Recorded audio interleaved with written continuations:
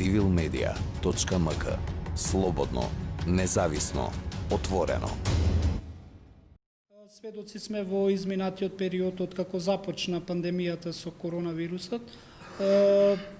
Често имаме информации кои што за некои цели и некој сака да ги испревртат информациите за некоја лична или не знам каква корист.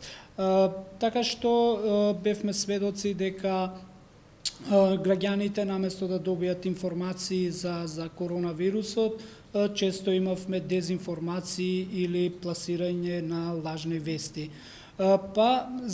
Би почнале со, не знам, Филип може би било најсоодветен да ја започнеме конференцијата. Која е улогата на медиумите и новинарите во прераспознавање на вистините информации и пренесување на граѓаните, затоа што бевме сведоци на низа дезинформации?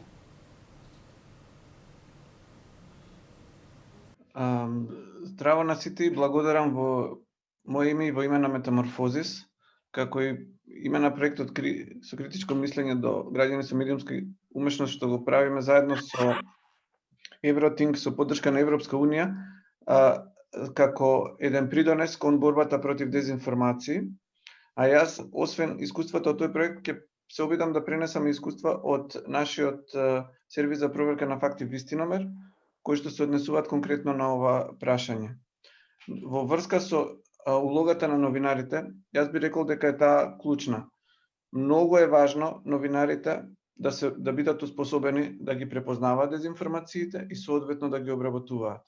Ние мислам дека сите бевме сведоци во последно време како некој случај на дезинформации предизвика немир или тензии во нашето општество, само заради тоа што одредени содржини што се појавиле на социјални медиуми или биле пуштени од одредени центри на моќ, не поминаа низ основна новинарска проверка, значи да се провери дали добиената содржина е точна, коректна, од вистински извор, од релевантна институција и потоа беше потребно да поминат денови за да се добие во јавноста вистината, таа да се прошири, бидејќи имавме и ситуации во кои што медиуми и тие ситуации се за жал акутни, не само хронични. Откако ќе објават некоја дезинформација, потоа не објавуваат корекција, плюс би требало извинување до читателите што не сакајќи или сакајќи ги измамиле. Она што го гледаме од нашата работа е дека слично постапуваат и луѓето кои што функционираат како ширачи на информации и дезинформации на социјалните мрежи. Вистиномер како дел од партнерството за проверка на факти со Facebook ги идентификува и ги означува виралните дезинформации и она што може да се види вака од некоја птичја перспектива е дека граѓаните учат од медиумите како да постапуваат. И ако медиумите, иако често ако се комерцијални, занемаруваат формално онаа своја улога на едукатори на јавноста, сепак граѓаните учат од нив, со гледање на тоа како постапуваат. И потоа, во ситуации во кои што медиумите постапуваат неетички, создаваат простор, не само простор, туку и една јавна атмосфера во која што неетичкото постапување станува норма, особено во овие аспекти на борба против дезинформациите, за кои што новинарството е најповикано. Значи, проверката на факти не е само посебен жанр, туку треба да биде интегрален дел од секоја новинарска дејност. И така натака. Така што сметам дека само ќе додадам еден податок, според истражувањето на Критинг, над 95% од новинарите кои што учествувале во една структурирана анкета, одговориле дека на новинарите им треба едукација за медиумска писменост. Значи, и тоа се однесува всушност на сите нас. Ситуацијата со новите технологии е толку променлива условите се менуваат и сите ние треба да сватиме дека ни треба доживотно учење за да се прилагодиме на тие услови. Но исто така е важно тие вредности и вештини да се вградат и во основното, средното и факултетското образование, особено за новинарите. И тоа е, мислам, еден од прерогативите. Мора да се мисли и на идните генерации кои што ќе поминат низ образованието, и на сегашните кои што се сега во образовниот процес, но и на оние кои што поминале и како да се допре до нив, а единствено нешто кое што ги обединува сите се медиумите.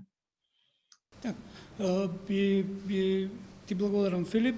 Ја прашале професорката Бачовска, значи Филип ја начна темата за медиумската писменост. Колку, например, таа би можела сега во овој момент не можеме ние да кажеме дека преку ден можеме да ја промениме сликата за медиумската писменост, но дали би можеле во овој момент кои се предизвиците да им кажеме на граѓаните да ги препознаат тие лажни вести и дезинформации, затоа што немаме многу време да им одржиме часови за медиумска писменост, а гледаме дека секој ден, најпластичен пример е вчерашниот, кога малце каснеше информацијата дека за заболените и починати од COVID-19, имавме ситуација на низа шпекулации, дезинформации, кревање на некаква тензија. Како тоа да стигне до граѓаните, а да не биде толку, да речеме, малце по-безболно? Да. Ти благодарам, Дехран, еве за дадениот збор. Прво сакам да ја поздравам оваа ваша конференција. Чест ми е што сум во ова друштво тука со луѓе кои толку многу напорно и посветено работат на демократизација на нашето општество и сега актуелно овој проблем и глобален, меѓутоа секогаш глобалните проблеми во нашиот општествен контекст се малку поголеми од вообичаено.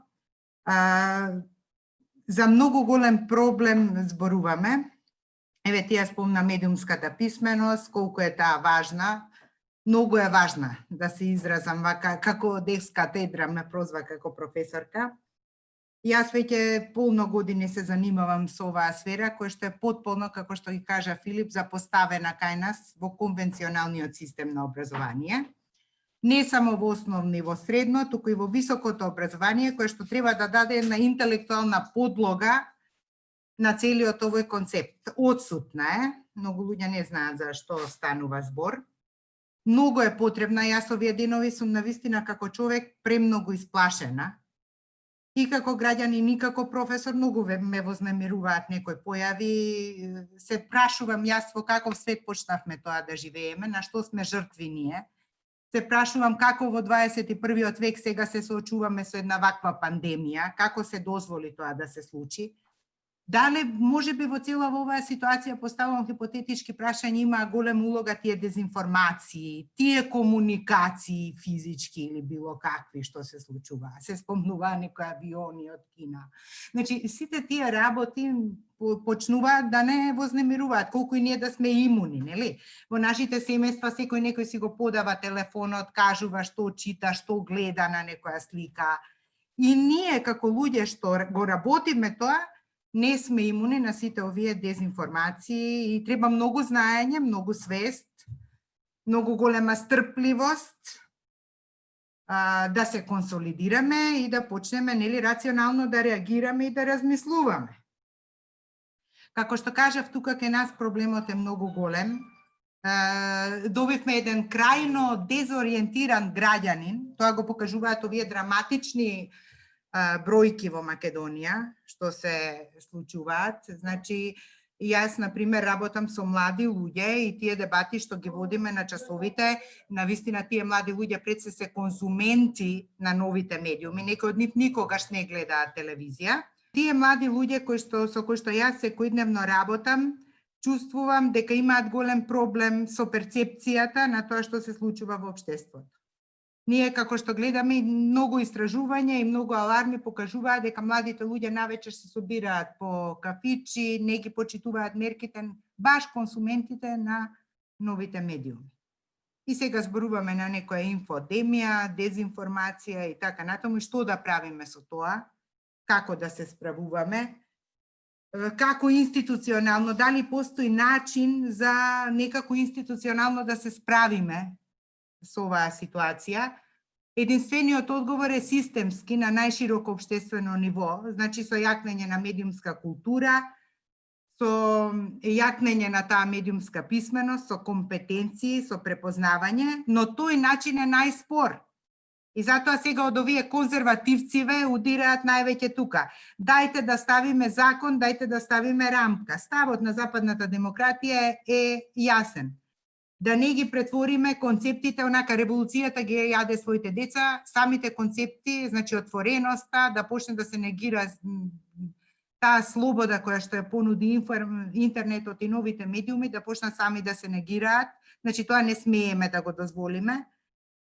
Многу малку луѓе во Македонија не само медиумски неписмени, туку и правно се неписмени, не го познаваат медиумското право. Јас со години се борам за тоа на факултетот, не можам да се изборам ни предмет да имаме тако. Учествувам во работни групи за донесување на закони, зашто дисперзираната правна регулација, значи кога имаме добар закон за навреда, добар закон за клевет, добра регулација на говорот на омраза. Ние веќе е тоа некоја регулација која што е пожелна, разбирате? Но ние тоа тешко го правиме, каскаме, баш заради тоа што немаме луѓе да помогнат во целиот овој процес. Многу сум разочарана. Пишувавме со невладиниот сектор документи, еве пред мене тука имам како подсетник што би кажала на оваа конференција, кои би биле моите препораки. Реков дека ова е медиумското право, фактички она што се случува сега на медиумите, таа дисперзирана правна регулација преку закон за клевета, за електронска трговија, за говор на омраза и така натаму, треба сето тоа добро да го спакуваме. По однос на тие прашања да ги сензитивизираме сите, дека можат да бидат казнети, дека треба да носат не само морална одговорност и обичајна, дека можат и некоја правна, ако некој клевети, лаже, навредува на интернет, а со тоа го загрозува во овој случај, например, јавното здравје и така натаму. Понатаму ни требаат умни новинари, професионални новинари. Замислете во оваа ситуација да имаме новинари кои што цел живот работат здравство, например. Знаете колку се битни такви луѓе? Такви луѓе, затоа што тие влегуваат во фелата, се коректив на докторите, тие се блиски таму. Целата таа фела на некој начин почнува на едно друго ниво. Зашто велиме ние новинарите се седма власт, се коректив? Ние немаме такво професионално, немаме специализирани новинари. Во регионов, еве ако направиме анализа на содржина, ќе видиме има човек што цел живот филм работи, човек што цел живот. Ние освен Менче Точи немаме подмладок. Денеска известува за струја, утре за филм, задутре за култура. Јадро на умни, професионални новинари со интегритет, ама тоа е скапо се одржува и ви треба добар, здрав медиумски систем, медиум со интегритет кој што ќе ги плати тие луѓе, ќе ги поддржува во нивната специјалистичка работа. Тоа е познато како solution журнализам. Понатаму ни треба една добра саморегулација, ама саморегулацијата не е туку така. Таа е, например, тука може да допринесе таа кон правна несигурност ако читате теорија и дека треба да е поставена на некои основи. Понатаму професионалните здруженија тука кај новинарите треба да реагираат на соодветен начин, да отварат правни канцеларии и така натаму. Новинарите се заплашени кај нас често пати. Не, како да ви кажам, затоа што тие во овој случај, во оваа инфодемија, не се единствениот бастион. Зошто? Зашто треба да се свртиме кон столбот на јавно информирање, а тоа се новинарите. Ја цело време можеби сум досадна, тоа го повторувам, меѓутоа во еден етаблиран медиумски систем многу важен столб е тоа. Затоа што вие можете све да прочитате едно друго, меѓутоа на крај ќе пуштите некој традиционален, конвенционален медиум и таму знаете дека имате проверена информација. И тоа е исто така. Што се однесува до ова Филип што го зборуваше, еве Филип работат на вистиномери, ке ги линчуваа уште малку, нели ги имаше со слики, онака повик за линч заради вистиномери работат. Колку нас бенигно да не изгледа тој вистиномер. А меѓутоа многу им беше непријатно на таа група луѓе кога ги наредија со слики како мртовци таму и повик за линч. Тоа е многу една непријатна ситуација во едно вакво мало општество. Навистина може нешто да ви се случи. За жал и делото се агресивни луѓето. Гледате на кое ниво сме ние тука. Со каква агресија, со каква нетолеранција. Може би сега сме во некоја глобална криза, не сме само ние такви, меѓутоа јас себе зборувам за моето општество, каде што одблиско ги гледам работите. Навистина, како професор на факултет, мислам дека сум повикана да реагирам и имам право да сум вака нервозна и револтирана, така? Да. Што друго да кажам? Да не бидам онака by the book. Таа национална стратегија со години Бирото за образование ја спомнува, меѓутоа никако да ја направи. Да се воведе предмет децава да учат. Моево дете цел ден виси на телефон, на игри. Немам никаков заштитен механизам. Јас во школото не наоѓам сојузник. Како да му помогнам на собственото дете? Да го направам медиумско писмено, рационално да се однесува во школо да учат, сега им забраниле смарт телефони, им забраниле, не е тук, тоа не е решението. Они преку телефони треба да учат, да доаѓаат до соодветни извори на информации, како што се прави во скандинавскиве земји, да гледаат филмови, да учат преку тоа, на некој начин да имаат друг пристап кон новиот социјален амбиент, кон техниката и технологијата, да ја ползуваат на еден поедуциран начин. И ние ништо не правиме, толку пари се потрошија, проекти во тој, ајде луѓето од невладиниот сектор пишуваат, прават, ама веќе сега требали со демонстрации да ги решаваме овие работи. Ниедна влада до сега не донесе волја тоа да го направи, еве во се инволвира во некои мали лекциички таму, меѓутоа треба посебен предмет. Ние тука истуркавме што беше тоа, етика, религии, не знам што, а медиумска писменост немаме ни на дисперзиран начин, никако посебен предмет во училиштето. И тоа е суштински е тоа, да го научите човекот како да се ориентира во тоа море на информации. Значи, со едно високо знаење, со вештини, значи и вештини ви се потребни, да се снајдете, да читате од повеќе извори, многу луѓе, едно нешто отвараат на телефончињата и таму читаат некој блог што им се свиѓа или портал, и така натаму воопшто не знаат таа техника и технологија да ја ползуваат. Значи, не е само критички однос на она што го читате, тоа е за малку попаметните.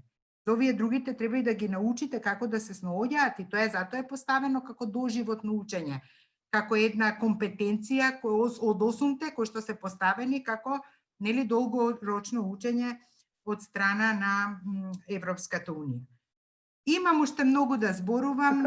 Не знам дали ќе се развие дискусија. Да, ќе се развие. Сакам да кажам, навистина ве поздравувам постојано од сите страни колку што можеме да допринесеме проблемот повторно и повторно да го отвараме, за да можеме да почнеме да го решаваме системски на едно социолошко рамниште.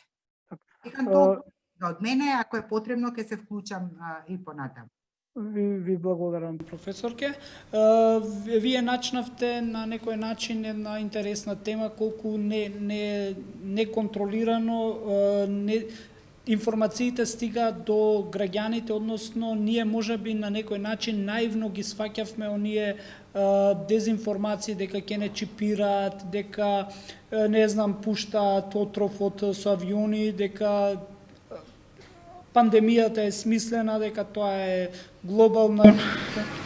Луѓе тука што, меѓутоа не знаете колку е тоа сериозно сватено од поголемиот дел од општеството. Затоа реков дека можеби ние наивно пристапивме кон тие дезинформации, што ние мислевме дека се смешни, но сега гледаме колку тие уствари влијаеле кај граѓаните и на некој начин создадоа некаква несигурност. Јас би го повикал Петри да ни се приклучи, затоа што овој дел е, мислам дека најсоодветен да објасни како социјалните мрежи ја одиграа својата улога токму во ширење на дезинформации, на несигурност, на непочитување пред се на системот, онака рушење на системот на некој начин со таа инфодемија, повторно ќе речам од некои X причини. Па би сакал Петрица, ако сака, дали би сакал од тука или би се приклучил? Здраво на сите, здраво и на сите оние кои што го следат овој настан преку ФБ стримот на страницата на Цивил. Што се однесува до социјалните мрежи, Дехран, јас имам печаток дека малку како да изместуваме тезата социјалните мрежи се трафиката или тезгата, како да ви кажам. Таму граѓаните, веќе во светот тоа станува и доминантен начин на информирање. Последните истражувања во Соединетите држави покажуваат дека далеку по влијателни се социјалните мрежи дури и од телевизиите, односно од cable network, што ги викаат во Соединетите држави, кои што со години, со децении доминираа на пазарот на информации. Значи, веќе ни телевизијата не е доминантниот медиум, туку тоа се социјалните мрежи. Тоа полека почнува да се прелева и се случува насекаде низ светот, а се случува и кај нас. Но треба да направиме разграничување што е пазарот, таму каде што се сервира информацијата, и каде се создава таа информацијата, што е фабриката што ја создава информацијата или кои се производителите на тие информации. Социјалните мрежи за жал се пред се тезгата или пазарот каде што се сервираат лажни информации, но внатре во нив ќе најдете и повеќе ентитети кои што не постојат на друго место на интернет, немаат веб страници и така натаму, тоа се некакви ФБ страници или ФБ пејџови, кои што функционираат наводно како медиуми кои што имаат веб портали, но немаат веб портали или не им се активни, и кои што создаваат постојано лажни информации или ги навлекуваат луѓето да кликнат на нив или ќе стават, например, слика на популарен политичар од Македонија и ќе речат стисни лајк ако ти се допаѓа да речеме Мицкоски или Заев. Тоа стисни лајк не е лајк за политичарот кој ви се допаѓа, туку лајк за некаков програм кој што подоцна всушност ги зима вашите податоци и ве бомбардира постојано со таков тип на вести. За да не ја теоретизираме премногу оваа расправа, јас верувам дека на сите ќе ви биде корисно, а и на оние што не следат преку Facebook, да наброиме конкретни примери за лажни вести и дезинформации, особено во периодот кога беше најактуелна пандемијата со COVID, тоа е во периодот март, април, мај. Би замолил тишина ако може. Дечки.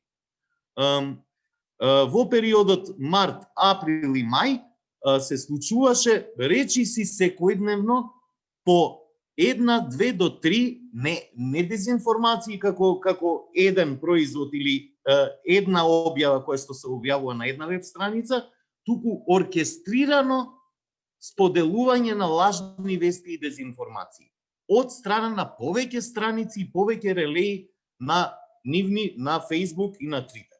Еве на пример, ќе отвориме да отворам неколку документи од мониторинзите кои што ги спроведуваше Цивил, еве да земеме конкретно во април, на пример, 2020 година, ви текнува на лажната вест или дезинформацијата за монтажната болница која пропаднала од снегот.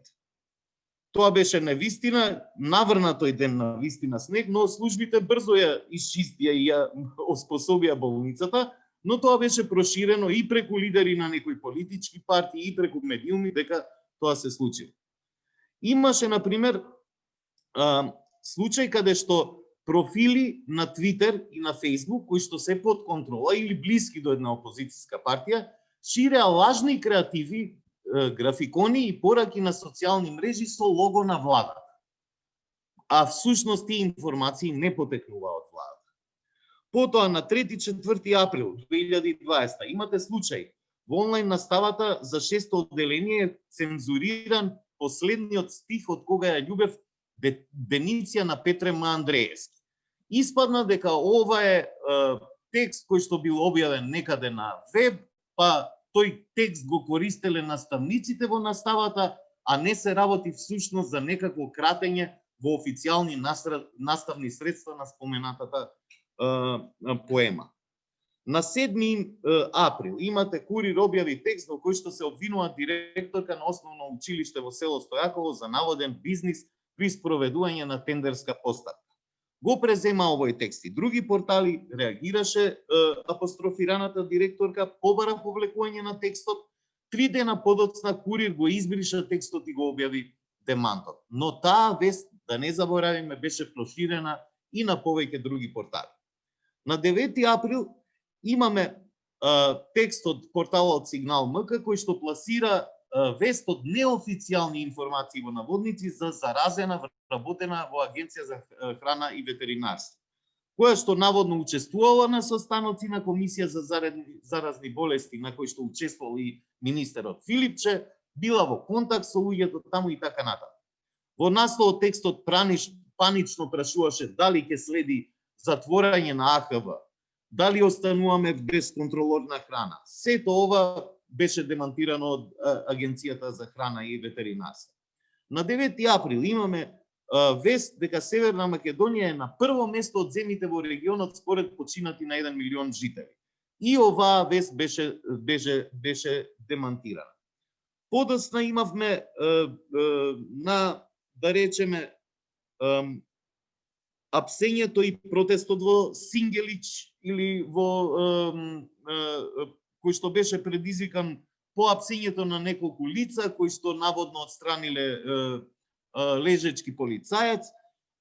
Веста беше објавена на неколку медиуми, таму имаше неколку дезинформации поврзани со самиот случај, начинот како постапува полицијата и така натаму, што предизвика револ на граѓаните и ги изнесе на улица. Овој пример, не само овој пример, да се вратиме малку дигресија и во минатото. Веста дека наводно доаѓа кран од Бугарија кој што ќе го трка Александар Македонски од плоштад, предизвика протест на луѓе кои што излегоа на плоштад да го бранат споменикот од некој голем кран кој што ќе дошол од Бугарија. Ова ни кажува дека лажните дезинформации не се бенигни, воопшто не се бенигни, туку може да предизвикаат сериозни реакции на граѓаните, може да предизвикаат протести, може да предизвикаат и насилство. Имавме веста, ако ви текнува исто во април, дека наводно Горанчо Крстев, градоначалникот на Чешиново Блешево, бил починал од коронавирус. Потоа Експрес и други портали на 15 април објавија документ со кој владата овозможува извоз на диаманти, ако ви текнува на оваа информација. Мислам да не должиме понатаму, самото зборува за себе. Потоа имавме вест околу едно момче со куче кое што наводно беше апсено во едно скопско мало, кое што покрена лавина на реакции и споредби, етнички споредби, апсите во аеродром, не апсите во Сингелич и така натаму, за потоа да се испостави дека полицијата всушност го следела тоа лице и дека тоа лице имало други причини поради кои што било приведувано, а не е тоа кршење на правилото за карантин, кое тогаш беше, мислам дека од 15 или од 16 часот, а човекот беше најден како го шета своето куче во периодот после тоа. Потоа имате да не набројувам, мислам дека ова е доволно, имаме над 100 вакви примери кои што се регистрирани само во 3 месеци кога беше пандемијата, да речеме, најактуелна, кога имавме рестриктивни мерки и кога граѓаните всушност беа дома и најголем дел од нив беа на социјалните мрежи и ги следеа овие вести и беа нивни жртви на некој начин, бидејќи често пати граѓаните не ги консумираат само, туку постапуваат според тоа што ќе го слушат и ќе го видат во медиумите. Тука би застанал со примерите, мислам дека ќе оставам простор за подоцна да кажам нешто повеќе за некои општи констатации и за начин како можеме да се справиме со овие проблеми. Да, фала Петре, би и дал збор на госпоѓата Флака Положани. Како Министерството за информатичко општество гледа на ова проблематика, би ја нарекол, со инфодемијата во ек на пандемија? Дали Министерството има некаква стратегија да се... извини. Дали се... Извинете. Би дал сега збор на госпоѓата Флака Положани. Би сакал да знаеме дали Министерството за информатичко општество во овој момент има некаква стратегија, односно како да се справи со луѓето, односно медиумите кои што шират вакви дезинформации. Дали веќе има некаков обид да се намали тоа влијание и штетноста од дезинформациите? Благодарам. Еве, здраво на сите и од моја страна. Фала на поканата и сакала најпрвин да кажам дека ми е мило да сум дел од овој панел денес, како дел од Фестивалот на Слободата. Јас денес сум представник на Министерството за информатичко општество и администрација, но сакам прво да кажам дека во последните неколку години сум имала можност да истражувам областа на слобода на изразување и на медиумите, и најмногу ми е како област стојам за тоа како би можела ова право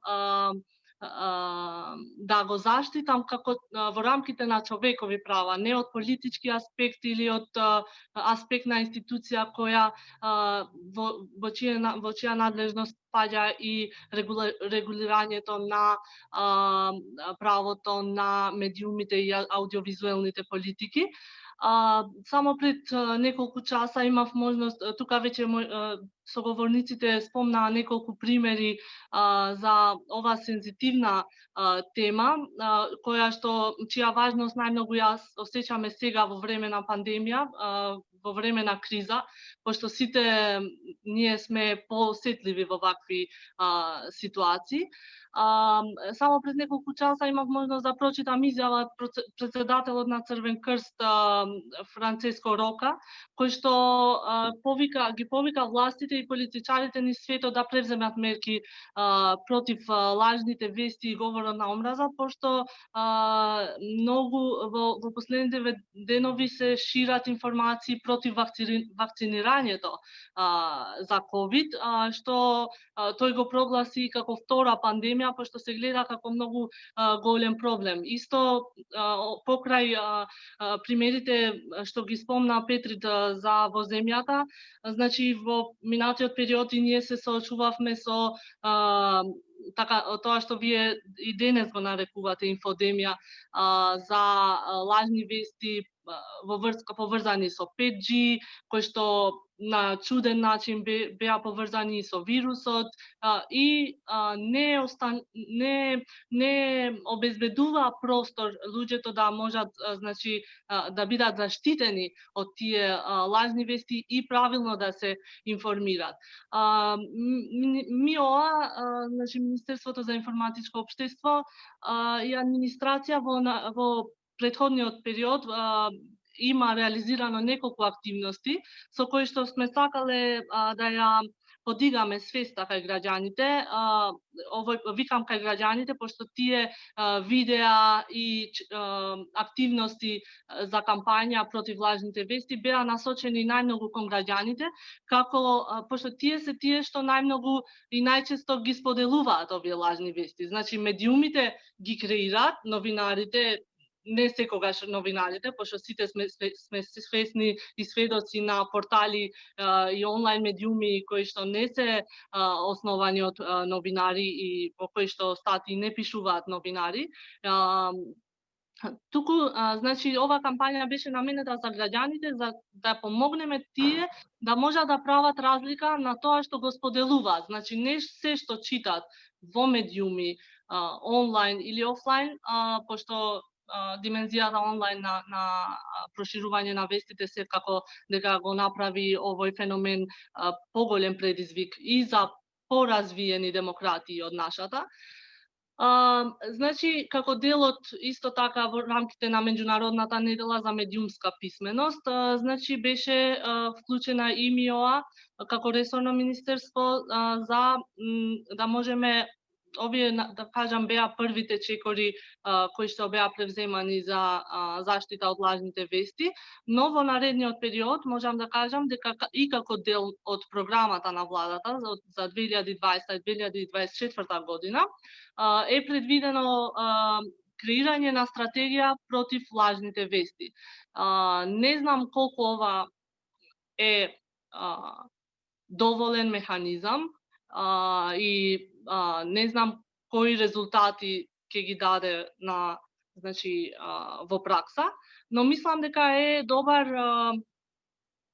првичен чекор кој што може да креира една рамка за тоа како можеме да се значи да се однесуваме во наредниот период и како што спомнав и на почеток, гледајќи го сето ова од аспект на човековите права, како човек што доаѓа од таа област, би сакала и се надевам дека ќе можеме да придонесиме во оваа област во наредниот период.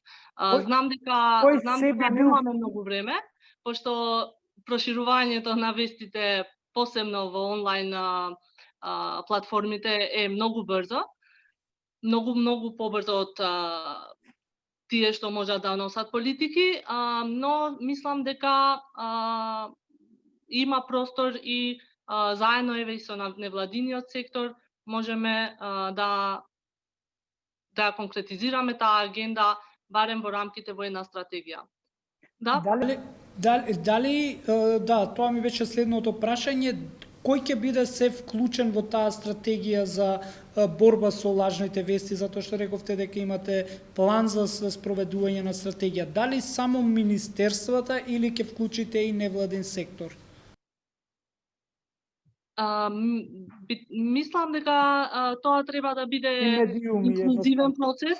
Мислам дека треба да биде инклузивен процес, каде што ќе бидат вклучени сите чинители од областа. Така, би прашале бе Петрица, кога гледам им крева рака, да се надоврзе. Петрит? Вака, еве, бидејќи се спомна, нели, ако ви текнува само чисто за да влезам во мојата поента, се спомна дезинформациите и лажните вести за 5G технологијата и поврзаноста со COVID-19, кои што беа особено актуелни во тој период март-април. Исто така, ако ви текнува, исто така имаше лажна информација дека наставата во училиштата ќе почне повторно на 18 мај, која што беше проследена со фалсификуван документ лиферуван наводно од Министерството за образование. Што ми е поентата? Има, ако ви текнува лани, владата на Република Северна Македонија објави иницијатива, односно предлог план за справување со лажните вести и дезинформации. Тој план беше прилично на нож дочекан од критичката јавност. Во суштина тој план, ако го разгледате, ќе видите дека има два сета на активности кои што треба да се преземат. Едниот сет на активности е поврзан со тоа што треба да го преземе државата и институциите. Почнувајќи од зајакнување на безбедноста на премиерот, која што знаеме дека комуникацијската безбедност беше неколку пати нарушена од разни пренкови и така натаму, па се до начинот на чување на информациите, безбедноста на информациите внатрешно во институциите, начинот на поинтензивна и поотворена комуникација со медиумите и зголемената транспарентност, односно објавување на документи и зајакнување на механизмите, веб страниците, лицата кои што поседуваат информации и така натаму, за да се оневозможи протекот на дезинформации, треба брзо да има информации. Но другиот сет е тоа што треба да го одработи самиот ЕСНА. медиумската фела. За жал, колку што јас гледам, помина година и нешто и повеќе. Владата нели ретерираше од некаква намера да го води процесот, воопшто не имаше можеби намера да го води процесот, туку побара од јавноста да ја покрене таа јавна расправа. Поправете ме ако грешам, но јас не се сеќавам дека некоја медиумска организација, било да е Сдруженијето на новинарите, синдикатот, организациите што ги издружуваат поголемите медиуми, например Сдруженијето на телевизии, Сдруженијето на локалните медиуми и така натаму, поправете ме ако грешам, ама никој не отвори јавна расправа. Макар и да го изнесе тој план на владата и да го искритикува со аргументи, да го поништи што се вели. Ние дојдовме до ситуација всушност да се критикува планот, а да се нема алтернатива. Медиумската фела не нуди во овој момент алтернатива. За жал, освен неколку мали островца, како што се сервисот за проверка на факти, F2N2, сајтовите на Цивил кои што често објавуваат дезинформации, тука се Призма, тука се Нова, но ова е отприлика кругот на малку медиуми каде што вие можете да видите разобличување на дезинформации. Тоа е малку и воопшто недоволно. Ова е еден сервис кој што го возможува граѓанскиот сектор. Сериозна борба против дезинформациите и лажните вести ќе имаме кога таков тип на содржини ќе продрат во мејнстрим медиумите. Кога националните телевизии во дебатите што ги организираат меѓу кандидати, политичари и така натаму, внатре во таа дебата ќе имаат еден факт чекер кој што луѓето кои што учествуваат на дебатата ќе им биде многу потешко да пласираат било што таму во етерот. Доколку самата телевизија се погрижи прво да си го сочува својот кредибилитет, бидејќи ако некој лаже на ваш екран, го злоупотребува вашиот екран. Ја злоупотребува вашата публика. Утре таа публика ќе рече овој екран не лаже и ни носи луѓе кои што лажат. И тоа треба да го сватат медиумите дека тоа е инвестиција во нивната гледаност. Медиумската писменост, проверката на факти е инвестиција во гледаноста. Создавате публика, едуцирате публика која утре ќе ве сака вас, а не медиумите други кои што според таа публика нели пласираат информации кои што се неточни, непроверени и така натаму. Треба сериозно, освен државата, значи државата треба да води иницијатива онаму каде што треба да води во поправање на овие состојби кои што ги нагласи во институциите и не треба да ја испушти таа иницијатива и да постојано да ги охрабрува и граѓанскиот сектор и медиумската индустрија и медиумските организации да ја отворат оваа расправа. Затоа што оваа расправа на крајот на денот не е нешто што ќе помогне на државата да го контролира општеството или медиумскиот дискурс. Гледаме што се случува сега. Сега имаме ситуација на целосна анархија. Имаме ситуација, да не звучам клише, каде што имаме легислатива, но не се спроведува.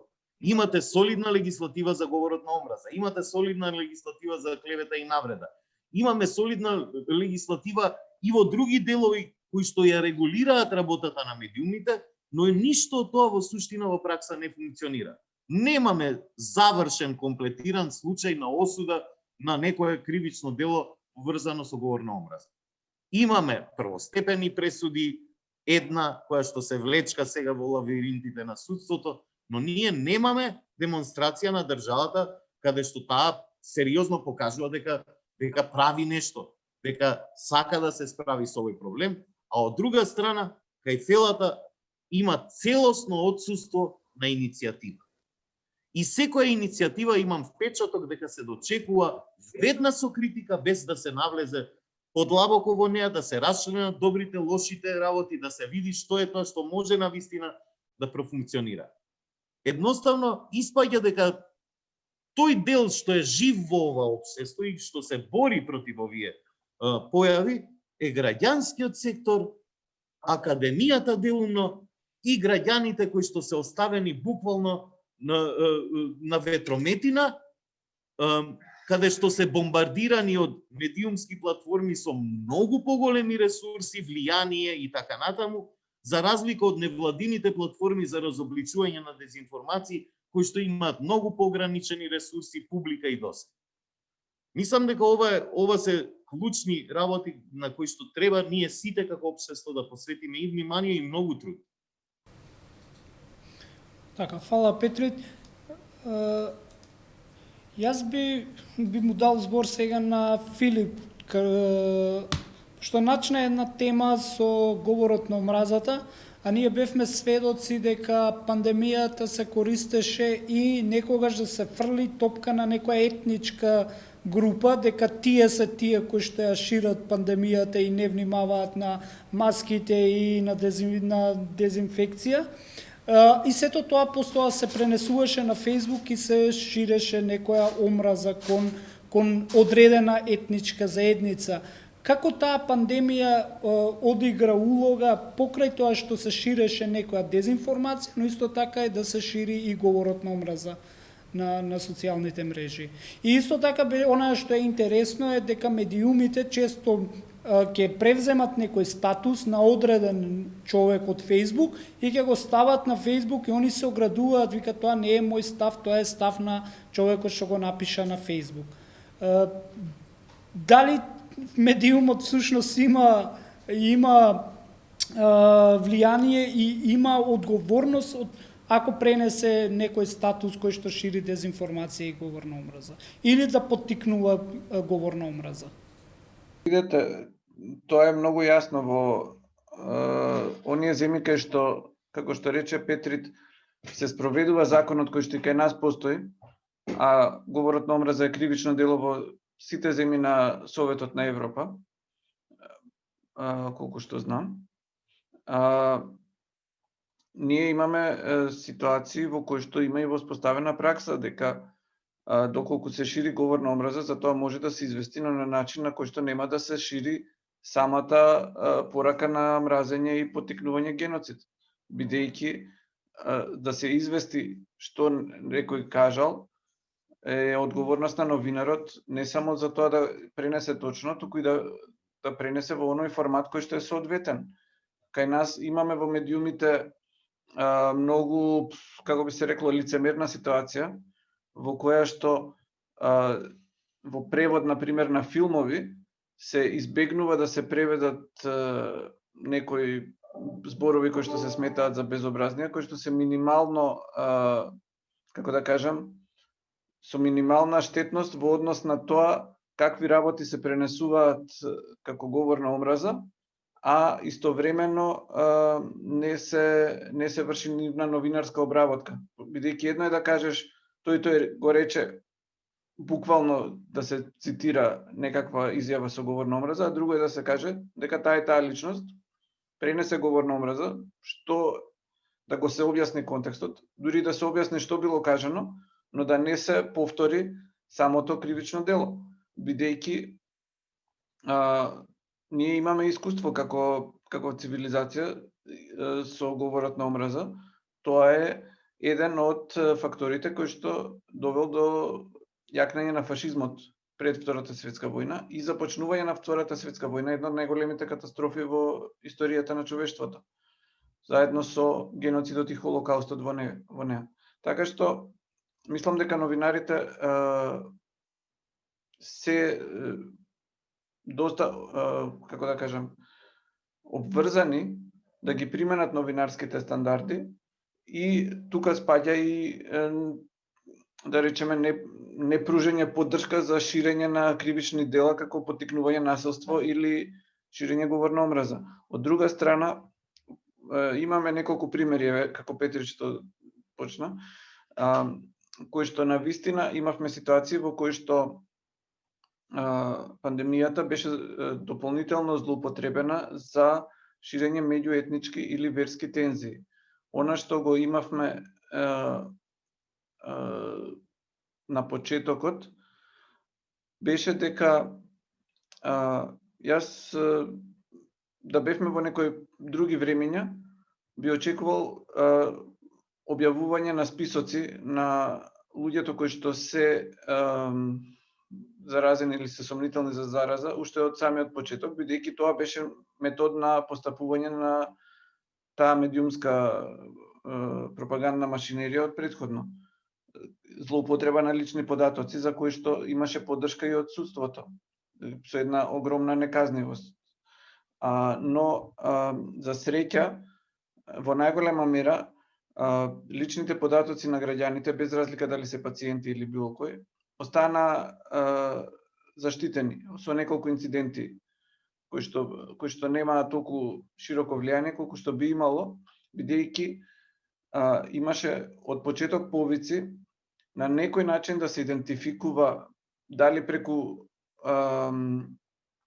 тоа од кои општини доаѓаат или слично, етничката припадност на наводно заразените како основа за да се шири говор на омраза против одредена група.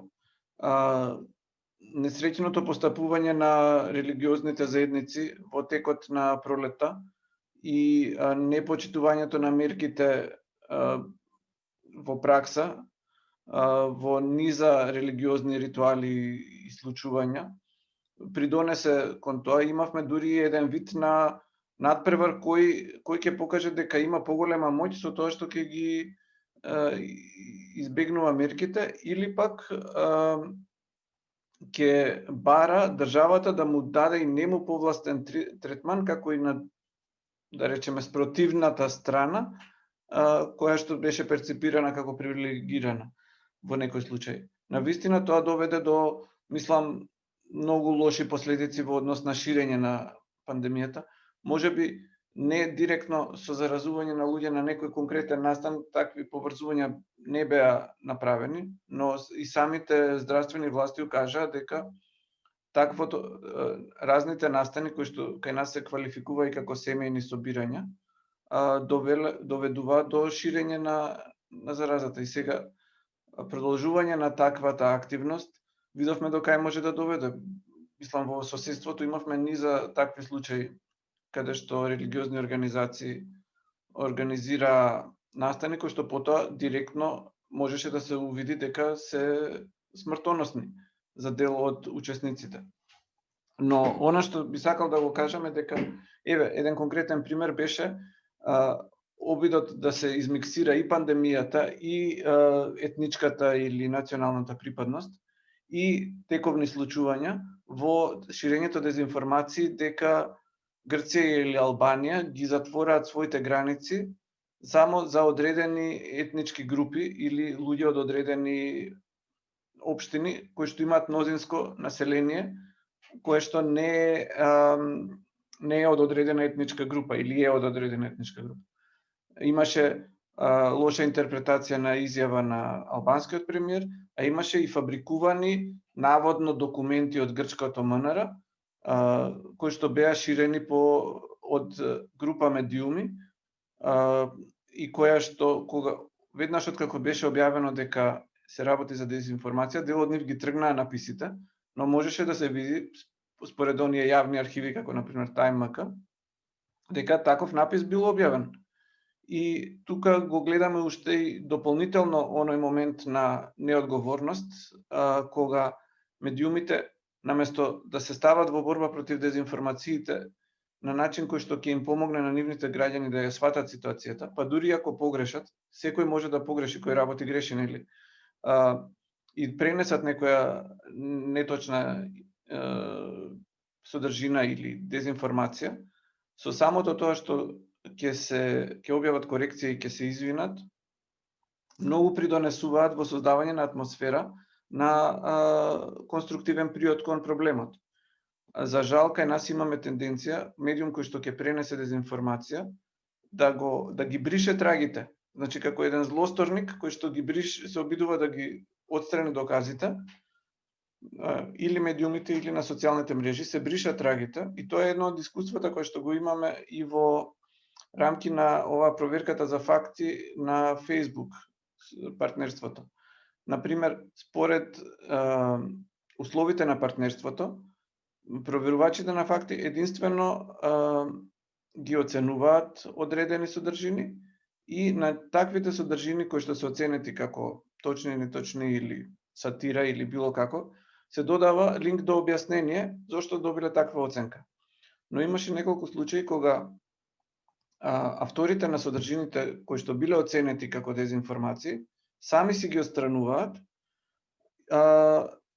од стран веројатно, но без при тоа да ги известат својата публика дека погрешиле или мислам се работи за она што би се рекло во јазикот на јазикот на Facebook за пријатели.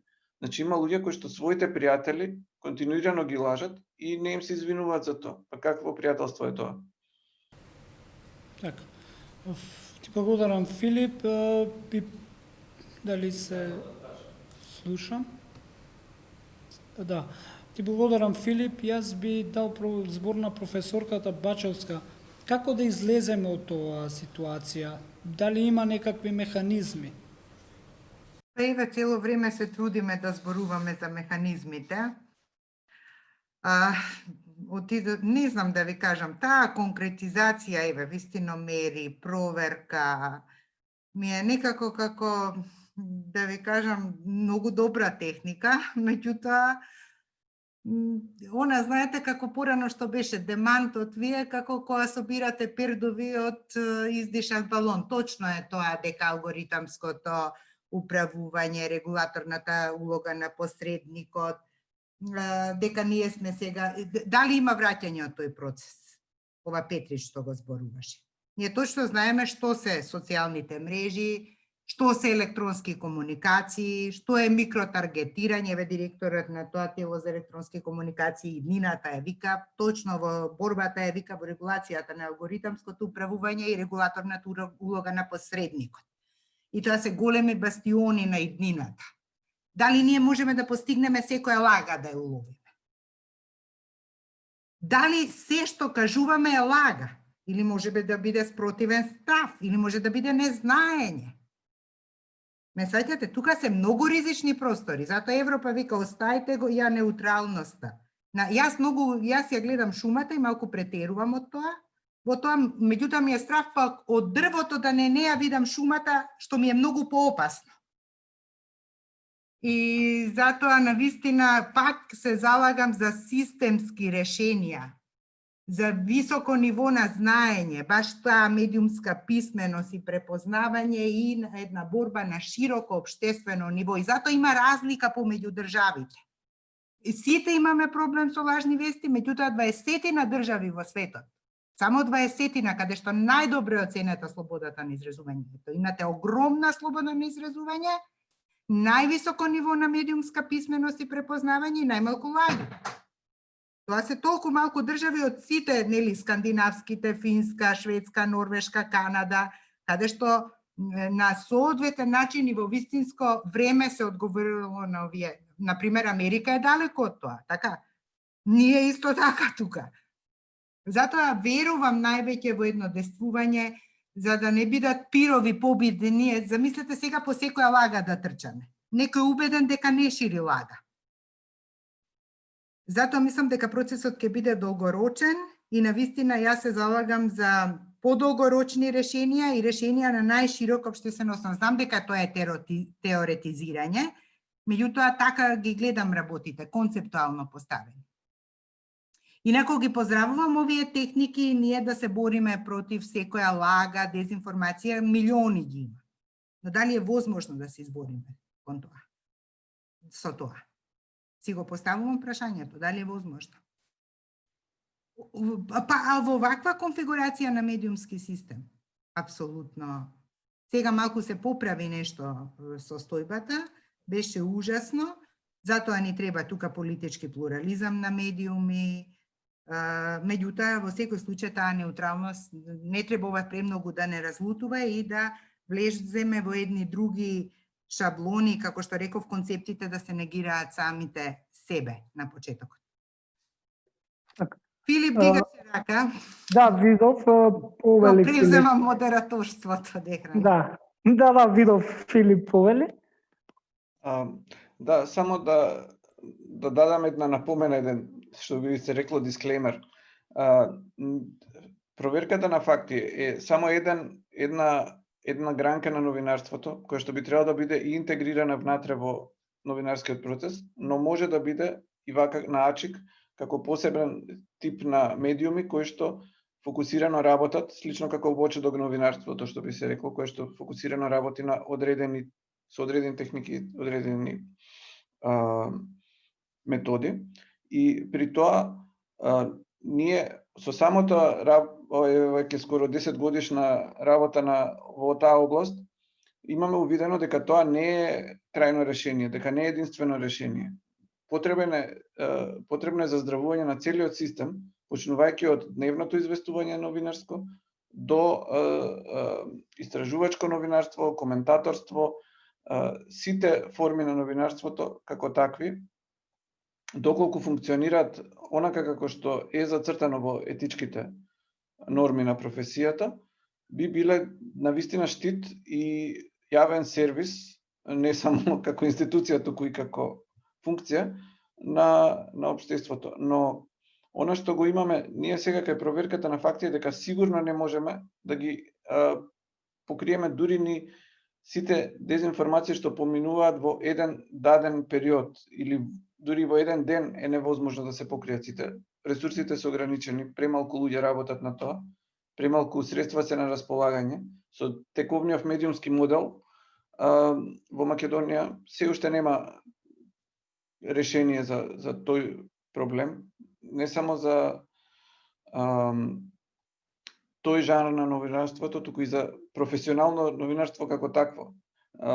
Но она што е важно е да се напомене дека секоја проверка на факти се базира на многу прецизна методологија, со која што, како и во научната сфера, е точно одредено што се покрива, кои типови на проверки се покриваат, а кои типови на дезинформации или мислења не се покриваат. Така, например, во сите форми на проверка на факти што ние ги применуваме во медиумскиот свет на Северна Македонија, имаме точно јасни лимити што не се покрива, а што се покрива. Например, во сервисот за проверка на факти се покрива само вести, не и коментари. Не се навлегуваше во полемика за нечие мислење, туку само дали нешто што е представено како вест, ги има сите карактеристики на веста според новинарската, како се вика, новинарските правила. Во рамките на ова пошироко следење на дезинформациите, во рамки на критинг и на социјалните медиуми, се гледаат и други аспекти, но доколку се работи за проверка на факти, јасно се кажува дека, например, не се анализираат мислења, туку само изјави кои што може да се верификуваат како точни. Постојат изјави кои што и дезинформации, форма на дезинформации, кои што воопшто не се занимаваат со презентирање факти или податоци што може да се утврдат како точни или неточни. Тоа се дезинформации чијшто цел дури е или па типови на црна пропаганда, чијшто цел да предизвикаат емоции, а не и да убедат некого во нешто.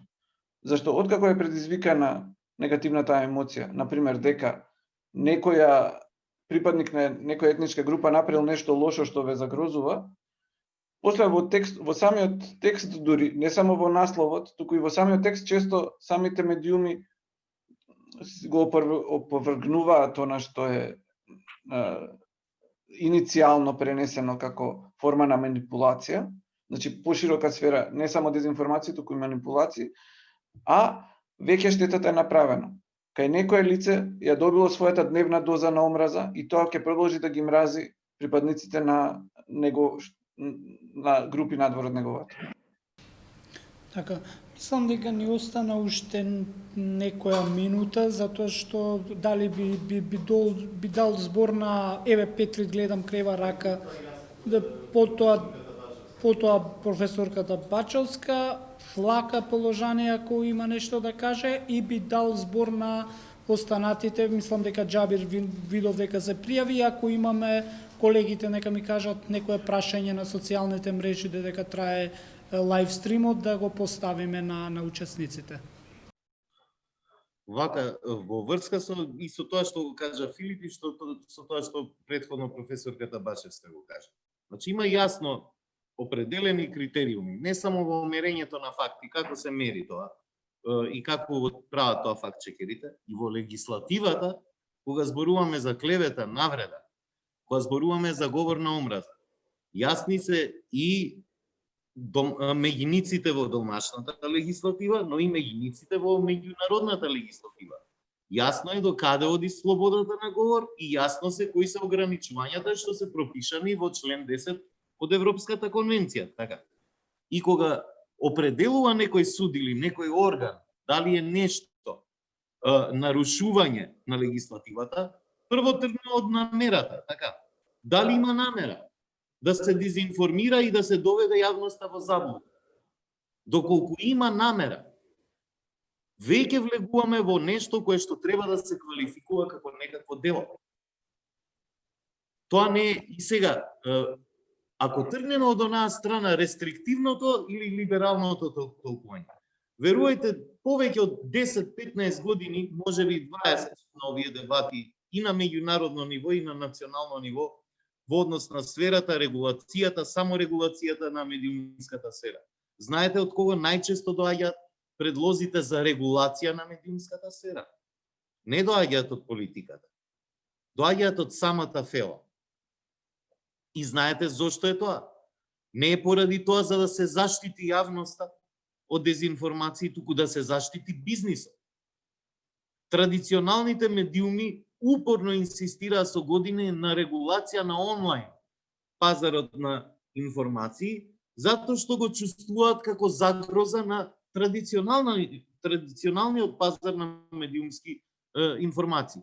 Ако ви текнува доскоро, имавте телевизии и вестници кои што одбиваат да отворат веб страници или да ги пласираат сите информации, затоа што така нема да им се продава вестникот или нема да им се гледала телевизијата.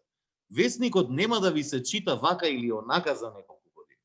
Телевизијата се помалку ќе ви се гледа. Сервисите се веќе on demand.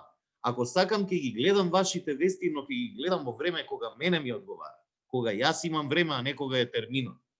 И затоа медиумските организации едноставно треба да сватат дека е времето кога поделбата е многу резка и јасна. Професионалци и непрофесионалци. Професионалците, како што рече и Филип, се детектираат или јавноста ќе ги препознае не само преку квалитетот, преку овозможувањето на плурализам на мислење. Значи, тука професорката Бачевска неколку пати мислам дека низ нејзиното обраќање сакаше да упати на тоа да внимаваме до каде одиме со регулација, за да не биде тоа да не се отиде чекор 2-5 понатаму. Мислам дека дури еве ако ги погледнете владите наназад кои што ги имате, дури она најрестриктивната на Никола Груевски, кога имаше јасно се отиде фронтално со напад на медиумската сфера и со носење на медиумски закони, на крајот сепак што испадна од тие текстови на медиумски закони? Никаде не се регулира дополнително медиумите од она што веќе беа регулирани. Ама ќе ги регулираше во 2013 ако не излегоа. Да, ма што регулираше? Ама ќе ги регулираше. Ке ги се направи во тој закон за медиуми и све регулираше, освен нивните електронски продолжетоци и се иззема. Ама што регулираше, го иззема од законот за медиуми говорот на омраза, што претходно беше во претходниот закон за медиуми. Така, имаше санкција. Знаете што ме загрижува? Не, јас... Односно, во законот за радиодифузна јас од целата анализа... Значи, во законот за радиодифузна дејност, Добро. Кој што важеше до 2014 година, имаше санкција за говор за омраза за радиодифузерите, за телевизија и за радио. Каде што најмалку закон донесен од Груевски, таа санкција беше тргната. Диспозицијата стои, санкција нема. Значи, казниво е, ама нема казна. А што мислите, ако е казнив, нема да постои само ова сакам... Не, ќе постои, апсолутно ќе постои, но ќе се намали радувам на мрежите. Имате еден човек што е казнет. Немате ни еден човек што е казнет медиумски. Па не само за говор на омраза, за милиардите што се украда од буџетот нема. Ама сега ве молиме тука да дебатираме за... Ама сега што дебатираме ние? Не, јас ние дебатираме за медиуми, така. Кога ќе видам можеме како сакате да дебатираме и за економија, да дебатираме за здравството, за овде дебатираме за медиуми, дебатава е за медиуми и за медиумската сфера Регулација, саморегулација. Кој е најголем противник на саморегулацијата? Пак медиумите. Кои се тие што ги рушат саморегулаторните механизми и Советот на етика? Медиумите. Тие што велат ја не го признавам тој суд. Не му ги објавувам одлуките. Така, па зошто сме го создале тоа тело ако не се сите медиуми внатре во него? Па дури и тие што се не му ги почитуваат одлуките. Проверката на факти е саморегулаторен механизам. И треба медиумите да ја употребуваат, а не... Ама јас не сум против проверката на фактите. Како да ви кажам, не е работа цивил и метаморфозис може да придонесат. Ама главниот удар врз дезинформациите ќе се случи кога мејнстрим медиумите ќе вработат факт-чекери. Како што тоа е пракса во сериозни и големи меѓународни медиуми секаде низ светот. А кај нас не е. Зошто? Повелете, професорке. Па не, ништо, тоа сакам да кажам дека она што се случува на мрежите е само одраз на општеството. Го спомнавме фашизмот. Фашизмот се развил кога не имало мрежи. Видете, спомнавте нетолеранција кон етнички групи. Тоа што некој нема да напише на мрежи не значи дека нетолеранцијата постои. Да зборуваме по семејствата дома. Овие се диво племе, не почитуваат мерки, радикални се, вакви се, такви се, тоа постои. Тоа дали некој ќе го напише на мрежи, кој ќе го напише е подобро, зашто реагираме како општество. Нешто треба да се направи тука. Значи не е само да, ние сега зборуваме за медиуми, меѓутоа апсолутно ме вознемирува фактот кога ќе се спомне начин за и не ми е во овој случај дезинформацијата и фейк њуз од мене ми е предимензионирани концепти веќе. Предимензионирани концепти. Повеќе ме нервира злоупотреба на вистински информации. Тука како ќе се бориме? Како, еве, со злоупотреба на вистински информации, контексти и така натаму, каде што немате фейк њуз, например. Што да правиме со тоа? Кај што немате контексти. Не знам, многу е се на лизгав терене. Мислам, вредносно како се поставени работите се многу јасни. Јас милион трудови напишав за ограничување и анализирав пресуди и мене ми се многу јасни границите каде се. Дека треба да се етаблира медиумскиот систем и медиуми со интегритет, овие конвенционалните не се гледа телевизија. На мрежи се гледа и телевизија, се читаат и весници, затоа се тие најпогодени. Притискаме линкови и се поддржуваме и се побрзуваме со медиуми. Работата е да ги натераме луѓето да се свртат кон вистинските извори на информации. Тоа го зборувам. Мислам дека нема недоразбирање во нашата дискусија. Не знам зашто се ствара тензија. Мислам дека на иста линија зборуваме. Но јас никогаш нема да го застапувам ставот за некаква тврда регулација. Јас го сакам интернетот слободен, неутрален. И сакам целото ѓубре во општеството да се стави на интернетот. Да видиме до кај сме ние со нашите мисли, до кај сме со злоделата што можеме да ги направиме.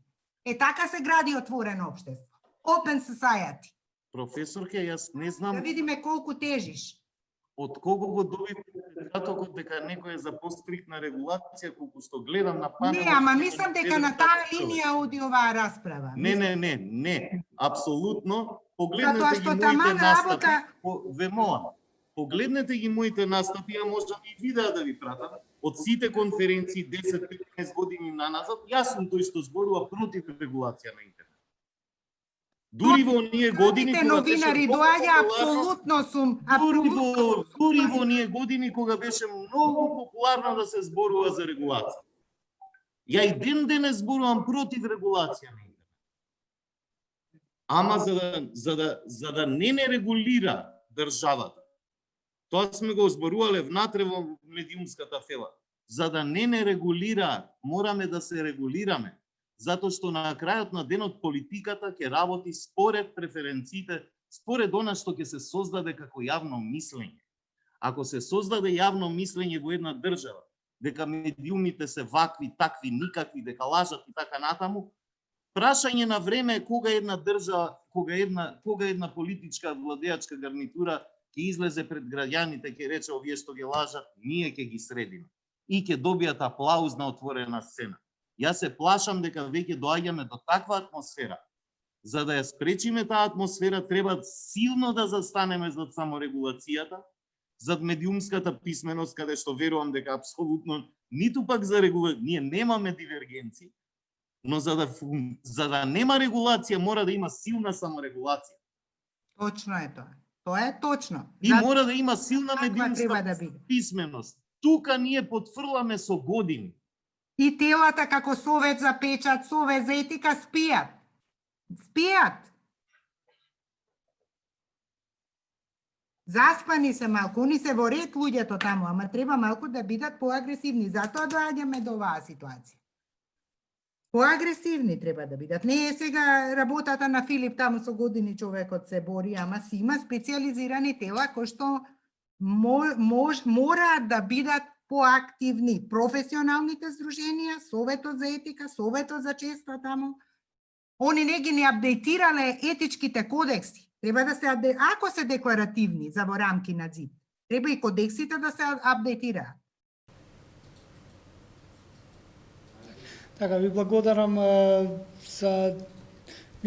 за интересните аспекти, она кој што нас ни треба е токму тоа, нели, саморегулација, медиумска писменост, она што би требало да се да биде чекор напред за да се намали дезинформацијата. Сега во моментов имаме и една силна пандемија која што мислам дека во моментов сега допрва ќе имаме антиваксери и проблем со другиот тип на дезинформации кои што ќе ни стига дека доколку ја примите вакцината ќе имате веќе почна со аутизам деца, ќе имате вакви болести, такви болести и мислам дека ние во моментов би требало веќе да почнеме да размислуваме како да се спротистава токму тоа саморегулација, медиумската писменост и сега не ја заборев госпоѓата Флака Положани, доколку имате да кажете нешто, да кажете, а потоа би му дал збор на Џабир Дерала.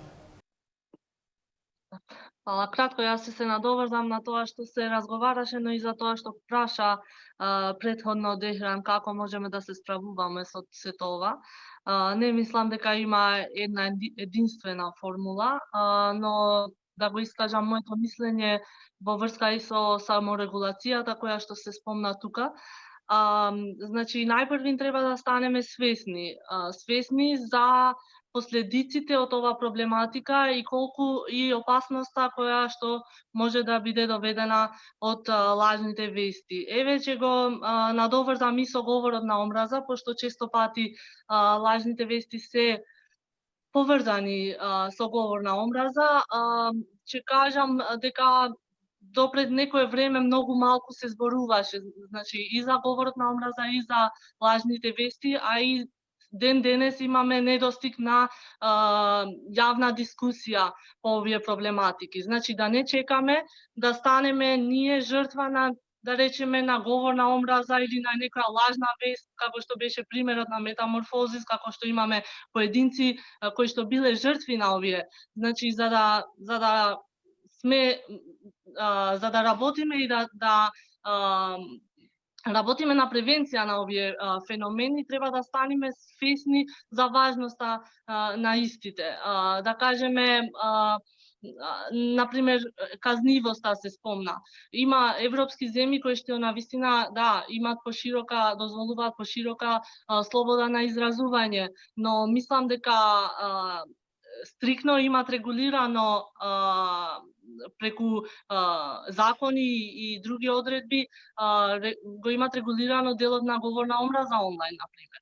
И казнивоста мислам, предвидено во овие закони и тоа со високи казни, пошто се соочуваме посебно во земја како нашата, каде што се спомна и сензитивните меѓуетнички односи, сите овие феномени можат само повеќе да ги загрозат овие односи, така да, слобода на изразување треба да има, но затоа се тие лимити кои што мора да бидат поставени и тие примери на казнивост на овие лоши феномени, мислам дека ќе почнат да ги дадат резултатите.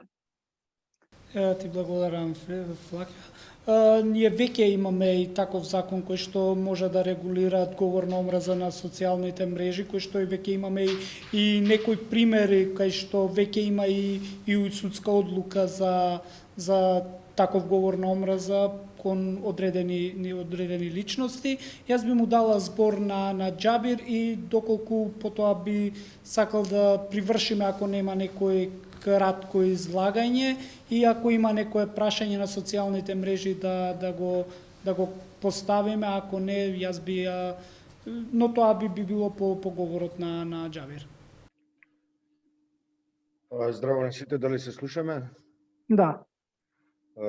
Океј, јас имав повеќе поенти да кажам на оваа панел дискусија, но сепак мислам дека е подобро да го задржиме тоа за некое евентуално продолжување на продолжение, нели втора епизода од овој настан. Накратко би сакал да кажам дека од се што слушнав до сега, сакам сите да ги успокојам, да им влеам оптимизам и верба во иднината, бидејќи не би требало да се грижат јавноста, како македонската, така и глобално јавноста во светот, ја изгуби битката со лажните вести и дезинформации. И една од причините поради кои битката е изгубена или континуирано губи битки е затоа што во јавноста и во академијата и во медиумите постојано се избегнува фактот да се, односно соочување со фактот дека живееме во една ера на поствистината, така да ја наречеме, или пак ера во која политиката и центрите на моќта организирано спроведуваат систем на дезинформации за постигнување на големи, сериозни политички и бизнис интереси. Ние живееме среде една хибридна војна во која ние сме само на некое, не знам, сосема споредно крило или пак дури не е ни на крило, туку не фаќа некое ветарче од мафтање на крилата на таа хибридна војна. И се разбира во еден наплив во кој ние како држава или како општество би се нашле на патот на таа цел или на патот на таа хибридна војна, бидете сигурни нема нашата земја капацитет да се справи со една таква наезда. Не е вистиномер, не цивил медија, не знам кој сакате, донесете го во рамките на нашите капацитети како држава, нема да успеат да се одбранат од таквиот напад. Едноставно ќе не згази. И на некој начин имаме среќа што не сме баш највисоко на агендата на тие големи, високи политички бизнис и се разбира криминални цели. Хибридната војна знаеме сите многу добро каде и на кои сфери, на кои нивоа се одвива во овој мултиполарен, да се разбереме, мултиполарен, не биполарен како во времето на студената војна, туку мултиполарен свет. И можеме само да очекуваме да биде, значи да бидеме оптимисти, да биде само полошо во тој поглед. Јас само можам да потсетаме да речеме што се однесува до поствистината. Во 2016 година тоа е на Оксфордовите речници збор на годината, израз на годината. Во 2016 година тоа е израз кој најмногу бил пребаруван од онлайн платформите на Oxford Dictionaries или Оксфордовите речници. Сега знаете, вие кога ќе кажете 2016 година, постојстината била најбаран збор од Оксфордовите речници, а освен неколку луѓе во онака баш неколку поединци индивидуи во оваа држава, никој и не спомнал или не напишал тој израз поствистина. Едноставно имаме ситуација во која Јас го имам, Џабир, во трудот мој. Таа политика Таа политика која ја генерираат политички, големи политички структури, се базира на емоциите. Знаете што? Никој не е засегнат од вистината повеќе. Никој не е засегнат од фактите. Пред малку нешто во врска со ова имплицираше и професорка. Значи, никому не му е гајле дали постои вистина или не. Дали нешто е факт или не. Едноставно сите апелираат, удираат на емоциите на луѓето и врз основа на тоа се произведуваат политички, воени, бизнис, криминални, обштествени, културни матрици, односно капацитети за правење огромни профити. И заради тоа ние не верувам дека ќе успееме ниту на оваа дебата, за жал ниту на наредната дебата да дојдеме до вистинските одговори за тоа како да се справиме со сево ова, освен ако некој не реши да постави дефиницијата за тоа што значи хибридна војна, дека лажните вести, дезинформациите, говорот на омразата се дел од организиран систем на продукција на содржини за препарирање на човековата свест, на свеста на граѓанките и граѓаните, било да се работи за Северна Македонија или да се работи за било која друга земја во светот. Мораме да го сватиме тој факт и од таму да тргнеме во решавање на проблемите. Инаку, парцијално занимавање со оваа многу широка и комплексна тема, сметам дека нема да биде никаков да биде продуктивна, ниту да вроди со ефект.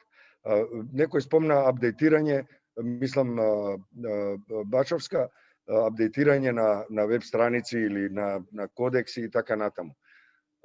Знаете што, тоа е најмалата работа што треба да се направи. Треба да се апдейтира тука, во свеста. Треба да се апдейтира знаењето. Луѓето овде едноставно не читаат, да се нарекуваат лидери во некакви области.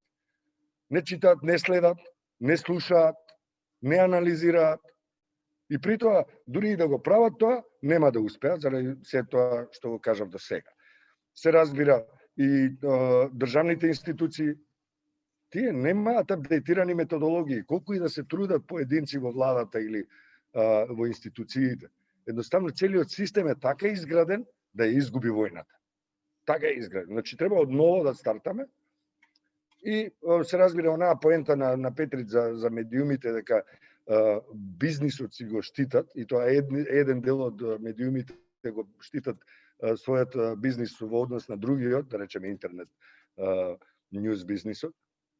Тоа е исто фантастично и се разбира сите останати учесници на оваа панел дискусија кажаа одлични поенти, дадоа голем дел од тоа што подразбирам мозаик, меѓутоа на крајот во последната реченица морам да спомнам дека ние мораме да сватиме дека сме во средиштето на хибридната војна, можеби сме ниско на агендите на интересните сфери на центрите на моќ, меѓутоа во моментот кога ќе се качиме малку погоре, ќе не збрише таа и таквата војна. Благодарам. Фала ти, Џабир, за поведот. Би требало јас да го завршам ова, но ти ми ја заврши работата, даде завршен збор. Така, дали еве останува уште последно прашање, ако има некој уште нешто кратко да каже, ве гледам Петрит крева рака и да повели Петрит.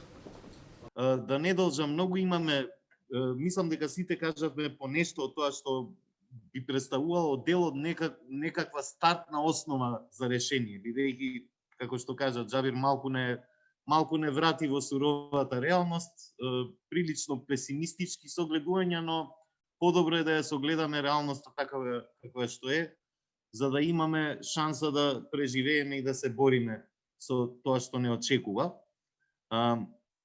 Клучното нешто што го нема кај нас и во многу земји во Европа е начин на кој што институциите институционално низ правен механизам ќе се борат со злонамерните дезинформации.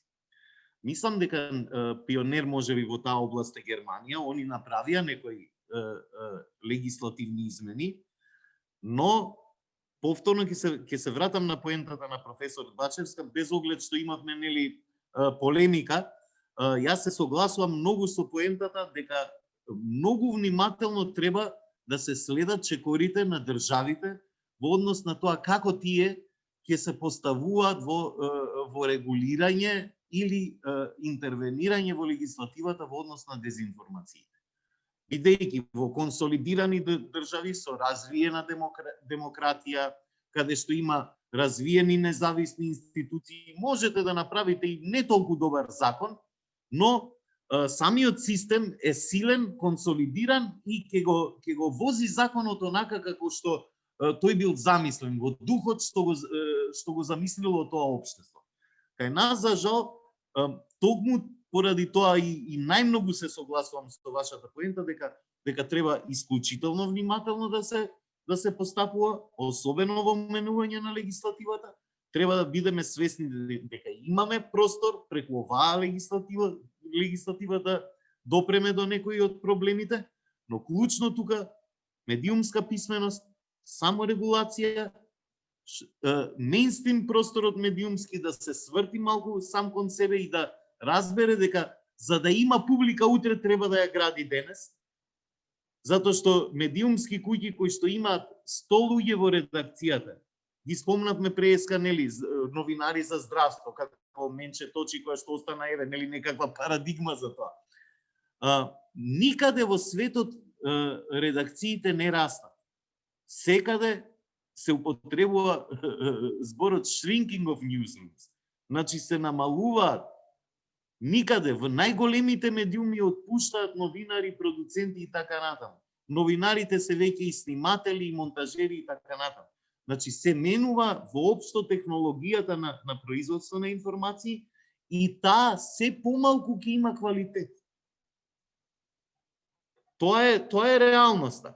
И сега како на тоа одговарат големите медиумски куќи, одговарат преку внесување етички уредници, внесување новинари кои што додека друг новинар ја работи дебатата, овој му работи факт-чекингот. Значи, содржини секојдневни за медиумска писменост и описменување на граѓаните, затоа што утре тие ќе бидат вашите најверни читатели или следачи. Повеќе се работи за меки алатки, како што кажа професорката, ова е процес што ќе трае долго.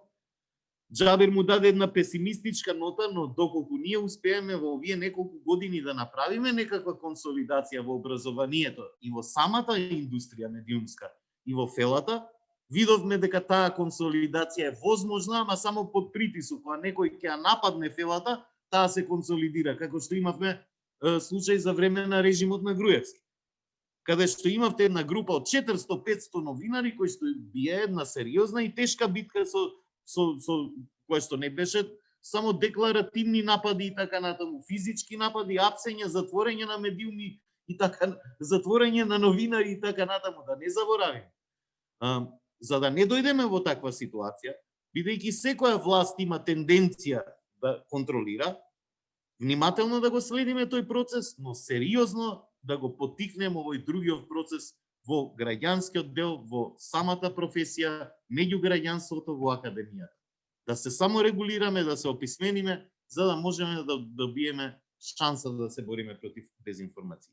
Ви благодарам многу за исцрпните одговори. Се надевам дека ова нема да остане туку така. Верувам дека во изминатиот период ова инфодемија нема да се намали, туку се надевам, очекувам дури да се зголемува, па во некоја наредна прилика повторно би се составнале во некаква панел дискусија да разговараме за можностите за како да се спротивставиме. Ви благодарам уште еднаш, па остануваме и се гледаме во наредна прилика. Civilmedia.mk. Слободно, независно, отворено.